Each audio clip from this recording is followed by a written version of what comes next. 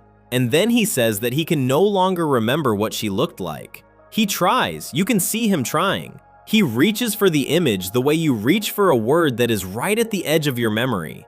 Almost there, familiar, close enough to feel the shape of without being able to see it clearly.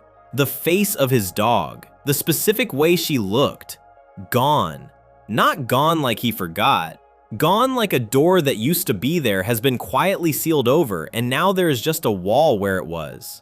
Stan sits across from him and listens to this. Stan is a child. He does not have the tools to respond to what his grandfather is telling him. There is nothing he can say that makes this better. He cannot give the memory back. He cannot describe Patches in a way that would help because he never knew her.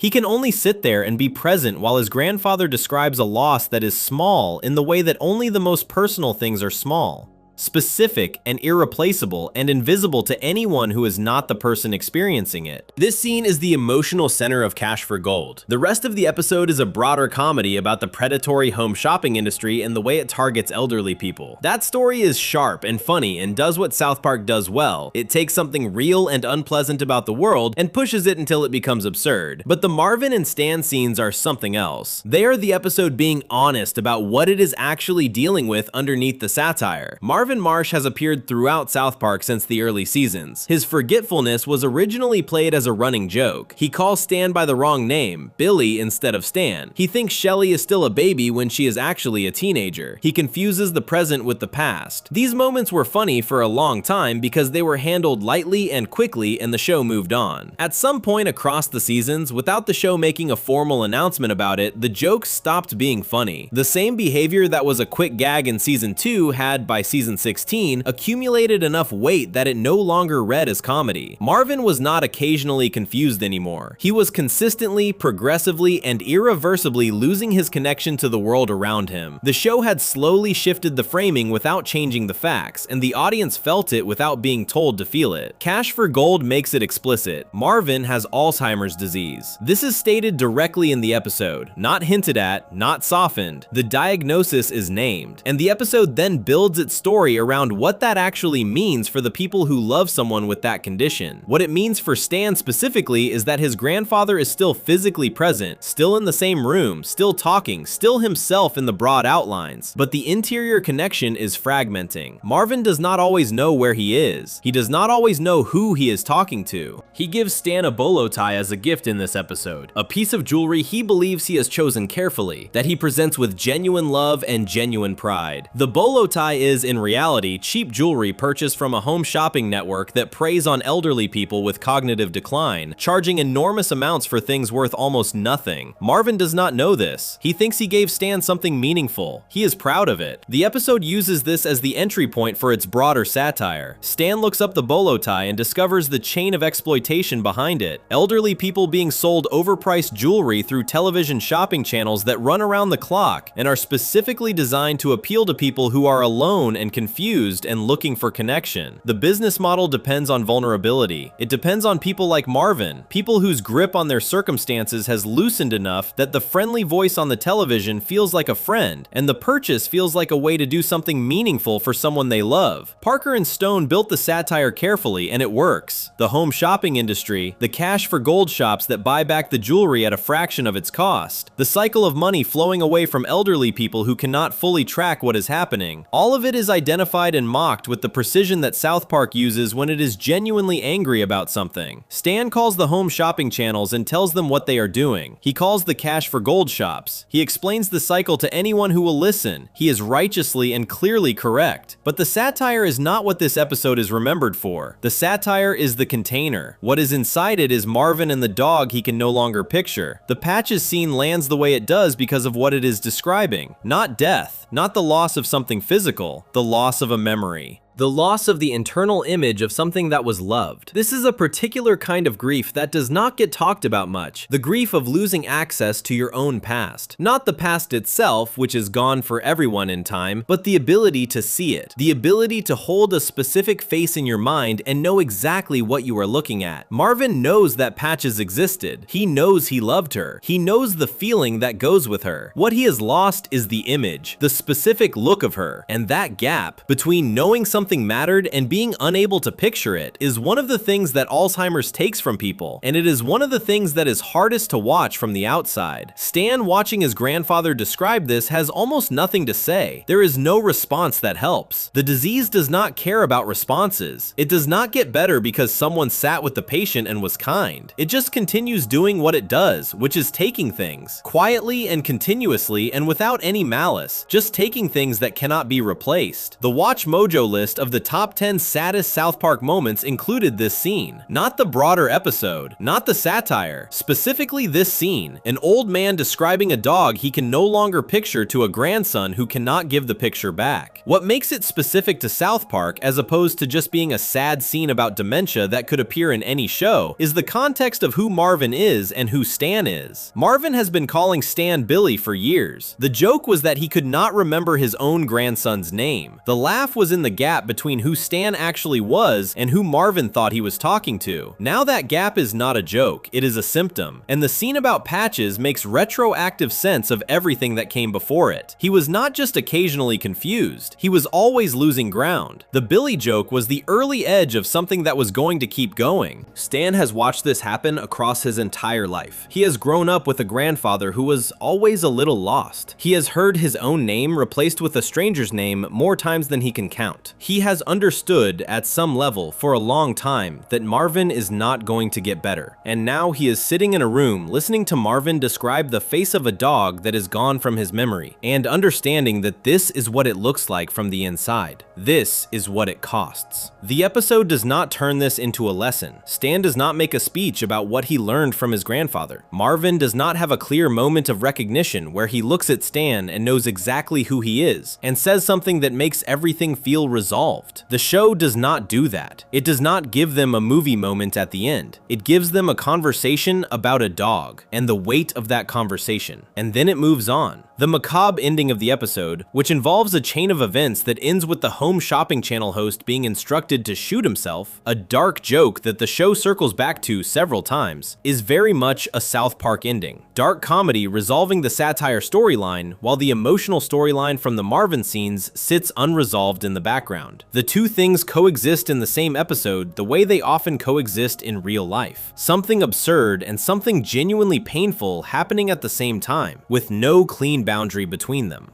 Cash for Gold aired on March 14th, 2012. It is a season 16 episode, which puts it in a period of the show that gets less attention than the earlier seasons. This is one of the reasons the Marvin scene is not as widely discussed as it deserves to be. It is tucked inside a season that many casual viewers did not follow as closely, inside an episode that is primarily remembered for its satire of jewelry commerce, inside a scene that is quiet enough that you could almost miss it if you were not paying attention. But the people who caught it have not forgotten it. The specific combination of things that the scene contains, a grandparent whose mind is going, a grandchild who is old enough to understand what that means, but too young to do anything about it, and a dog whose face has been lost to a disease that does not give things back, is not something that South Park handles with any irony or distance. It is played completely straight. The camera does not cut away early. The show does not undercut it with a joke. It just lets the two of them sit in that room and lets the audience sit there with them. That restraint is rarer in South Park than it sounds. The show is very good at building to emotional moments and then releasing the tension with a laugh before it becomes too much. Cash for Gold does not do that here. It lets it be too much.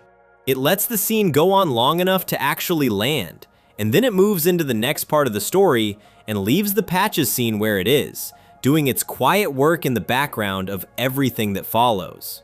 Marvin Marsh tried to give his grandson something. He thought it was valuable. It was not. The bolo tie was cheap, and the company that sold it to him was exploiting him. But the love behind it was real. The wanting to do something meaningful for someone he cared about was real. And in between the confusion and the wrong names and the disease that takes things without asking, the love was still there. Patches was still there, in the part of him that knew she mattered even when the image was gone. That is the saddest kind of love. The kind that persists past the ability to fully express it. The kind that is still reaching for something it can no longer quite see. Before we move on, if you're enjoying this analysis, please consider subscribing. It helps the channel tremendously. What comes next is the last episode on this list. It is the one that is easiest to overlook because the character at the center of it has almost no screen time, no dramatic arc, and no resolution. He is a background character who exists in a single episode to be lonely. His name is Kip Jordy. He has 0 friends on Facebook. He spends his days sitting in front of a computer watching a number that does not change. And the reason he has stayed in the conversation for 15 years is because the show treated his loneliness not as a joke, but as exactly what it was. Small, ordinary, completely invisible to everyone around him, and therefore one of the realest things the show has ever put on screen. Section 10. You Have 0 Friends. Season 14, Episode 4. Aired April 7th, 2010. Kip Jordy has 0 friends on Facebook. Not a few. Not a small number that could grow with a little effort. 0. He sits at his computer and looks at his profile, and the number next to the word friends is 0. It has been 0 for a long time. He checks it regularly. He watches it the way someone watches a phone they are hoping will ring, knowing somewhere underneath the hope that it is probably not going to ring, but watching anyway because the watching is the only thing that feels like doing something. He is a child. He is not a villain. He has not done anything wrong. He is not unlikable or cruel or strange in any way the episode takes the time to show. He is just a kid that nobody thought to add. And in 2010, when this episode aired, that specific kind of invisible loneliness, the kind that gets measured in public numbers on a screen that anyone can see, was becoming one of the defining experiences of growing up. You Have 0 Friends aired on April 7th, 2010. It was written and directed by Trey Parker. It is season 14, episode 4, and it is on this list not because of what happens to Stan, which is the main storyline, but because of what happens to Kip Jordy, who is a background character in someone else's episode and who carries the saddest thing in it anyway. The setup of the episode is about Stan being forced to get a Facebook account. He does not want one. His parents make him get one, the way parents in 2010 were often pushing their children towards social media platforms they did not fully understand. Stan gets the account, and immediately his online life spirals in a way he cannot control. His friend count goes up fast. People he barely knows are adding him. People he has never met are adding him. The numbers grow and the requests keep coming, and Stan discovers that having a Facebook account does not feel like connecting with people. It feels like managing a crowd of strangers who all expect something from him. This is the episode's main satire. Facebook in 2010 was not yet the complicated and contested thing it would become over the following decade. It was still being understood. People were still figuring out what it meant to have your social life visible as numbers on a screen, what it meant for your real friendships to exist alongside a list of hundreds of people you technically knew. The episode caught this moment early and pushed it into absurdity with a storyline where Stan gets sucked literally into Facebook, into a world inside the screen where he has to fight his way out, which is a very South Park way of making a point about how consuming and inescapable social media had started to feel. But Kip Jordy is not part of that satire. He exists separately from it. Kyle is the one who finds Kip. He comes across the profile somehow and sees the 0. He sees this child sitting behind a number that broadcasts his isolation to anyone who looks. And Kyle, who is the moral center of South Park in the same way that a compass is a moral center, always pointing somewhere even when nobody is following him, decides to add Kip as a friend. This is a small act. It costs Kyle nothing technically. He clicks a button. Kip's number goes from 0 to 1. And Kip's reaction to this is one of the most quietly devastating things in the episode. He is overjoyed, not in an embarrassing or desperate way, just genuinely simply happy in the way that people are happy when something they have been waiting for finally happens. Someone reached across the nothing and acknowledged that he existed. Someone looked at his profile and decided he was worth a click. The number changed.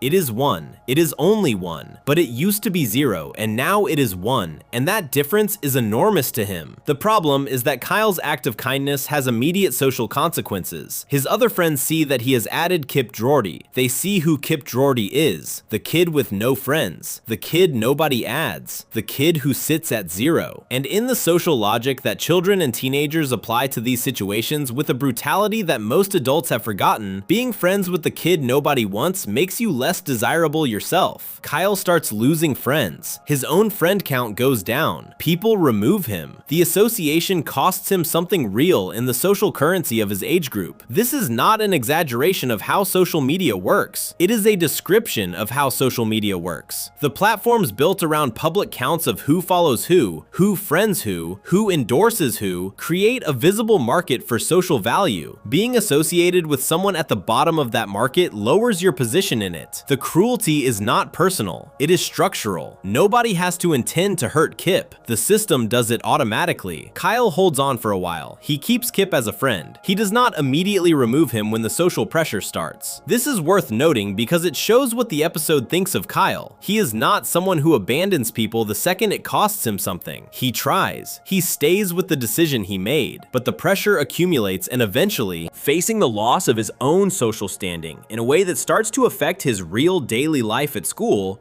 Kyle unfriends Kip. He clicks the button. Kip's number goes back to 0. The episode does not linger on this. It does not cut to Kip sitting at his computer watching the number drop.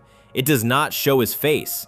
It just happens, the way these things happen in real life, quickly, digitally, without a conversation, without an explanation, without any acknowledgement that what just changed on a screen represents something that matters to a real person. Kip goes back to 0. The episode moves on. He does not get a redemption arc. He does not find other friends by the end of the episode. He does not give a speech like Butters did in Raisins, finding the meaning in his sadness. He does not have a guardian angel like Karen did in The Poor Kid. He does not have anyone coming to his window at night.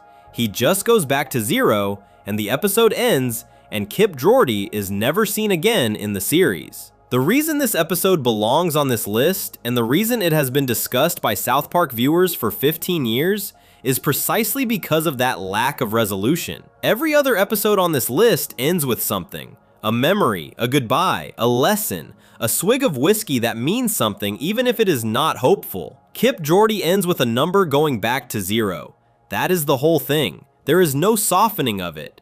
The episode aired in April 2010, which was a very specific moment in the development of social media as a cultural force. Facebook had launched in 2004 and had spent 6 years growing until it was no longer optional in the way it had once been. Not having Facebook in 2010 was starting to feel like a statement rather than just a personal choice. Having Facebook but having no friends on it was worse than not having it at all, because it made the isolation public. It turned a private experience, being lonely, into a visible fact that anyone could observe. Parker and Stone understood this and built it into the episode's architecture. Stan does not want a Facebook account, but the world around him has decided he should have one. Kip Jordy has a Facebook account, but the world around him has decided it wants nothing to do with him. Both boys are being shaped by a system they did not design and cannot fully control. Stan's problem is having too much unwanted attention. Kip's problem is having none at all. The episode holds both of these experiences as real problems, which is honest in a way that a simpler version of the story would not be. The satire in the main Stan storyline is good. The sequence where Stan gets pulled into the Facebook world inside the screen and has to fight his way out is creative and funny and works as a piece of the show doing what it does best. The social media commentary is sharp and early enough that it still holds up as a description of something true, but the episode's emotional weight is entirely in Kip's 2 scenes. In the first scene, his number goes from 0 to 1 and he is happy. In the second scene, his number goes back to 0 and the episode moves on. That is the whole arc. 2 scenes, a number changing and then changing back. And somehow, in those 2 moments, the episode captures something about loneliness in the social media age that longer and more serious attempts to address the same subject have not managed as cleanly. What makes loneliness hard to talk about honestly is that it is not dramatic. It does not arrive with a clear cause, and it does not leave with a clear resolution. It is just the condition of not being connected, existing in the background of a world where everyone else seems to be connected, watching other people's numbers and your own, and feeling the gap between them as a kind of weather that never fully lifts. Kip Jordy is a cartoon child sitting at a computer. His sadness is completely ordinary. It is the same sadness that millions of real people experienced in 2010 and experience now, just made visible by a number on a screen. The episode does not explain this. It does not make a speech about it. It just shows Kip at his computer and lets the 0 do the work. South Park has always been at its most honest when it trusts simple images to carry the weight of complicated feelings. feelings. A man trying to remember what his dog looked like. A boy in a costume standing in a window at night. A kid walking into a hospital ward and finding an empty bed. A family being packed into boxes while a song plays. And a child sitting at a screen watching a number that does not change. These are not the most dramatic moments in the show's history. They are not the loudest or the most ambitious, but they are the ones that stay. The ones that come back to you at unexpected moments. The ones that the show made room for inside all the noise and speed and jokes and controversies and cultural arguments. Small, quiet, specific moments of sadness that did not need to explain themselves because they were already completely understood. Kip Jordy has 0 friends on Facebook. The number is right there on the screen. Anyone can see it. Nobody does anything about it. He checks it anyway. He is still hoping. He has been hoping for a while, and somewhere in the distance between that hope and that 0 is the thing that makes this show, at its best, something more than a cartoon about foul-mouthed children in Colorado. It is a show that has spent more than 25 years looking at the specific ways that people hurt, and the specific ways they fail each other, and the specific ways they keep going anyway. Sometimes with a speech, and sometimes with a whiskey, and sometimes with a costume at a window, and sometimes just by sitting at a screen and waiting for a number to change. This is what South Park sounds like at 2 in the morning, when the jokes have settled and the noise has quieted, and what is left is just the feeling underneath all of it. The part that was always there, the part that got you. That part does not go away when you close your eyes. It just gets quieter and quieter until you are asleep. If you enjoyed this video essay, make sure to subscribe. Thanks for watching, and I'll see you in the next one.